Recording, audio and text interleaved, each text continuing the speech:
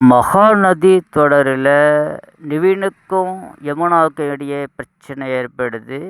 நிவின் தனது டைரியில் காவேரி என்னோட வரும் நாள்னு எழுதி வச்சிருக்கிறாரு. அதை பற்றி கேட்டு சண்டை போடுறாங்க யமுனா.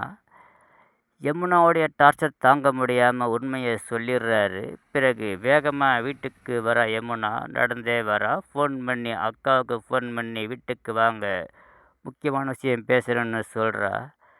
வீட்டுக்கு வர்ற யமுனா, காவேரிக்கும் விஜய்க்கும் நடந்தது உண்மையான கல்யாணம் கிடையாது, அது ஒரு கான்ட்ராக்ட் மேரேஜ்ன்ற விஷயத்தை போட்டு உடைக்கிறா. வீட்டில் உள்ளவங்க எல்லாரும் பதட்டமாக இருக்கிறாங்க. விஜய் ஏற்கனவே கம்பெனியோட ஷேர் விஷயமா அக்ரிமெண்ட்டில் கையெழுத்து வாங்கினார். ஆனால் அது காவேரிக்கு தெரியாது. அது டைவர்ஸ்க்கான கையெழுத்துன்னு நினச்சிக்கிட்டு இருக்கிறாங்க. விஜய் உண்மையை சஸ்பென்ஸாக வச்சுருக்கணுன்றதுக்காக காவேரியை என்னையோட டேட் முடியுது, கிளம்பு, பேக்கிங் பண்ணுன்னு ஃபோன் பண்ணி சொல்கிறாரு.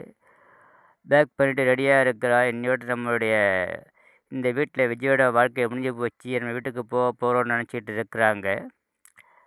விஜய் ஃபோன் பண்ணும்போது சொல்கிறாங்க, அவ்வளோதானா, முடிஞ்சிடுச்சா அப்படின்ற மாதிரி கேட்குறாங்க. ரொம்ப ஃபீல் பண்ணுறாங்க.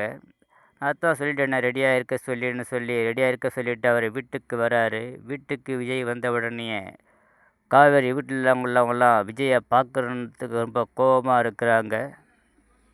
அடுத்த தொடரில் உண்மை தெரியாமல் விஜய் மீது கோபப்படும் காவேரி குடும்பத்தினர். தொடர்ந்து பாருங்க, ஆதரவு கொடுங்க.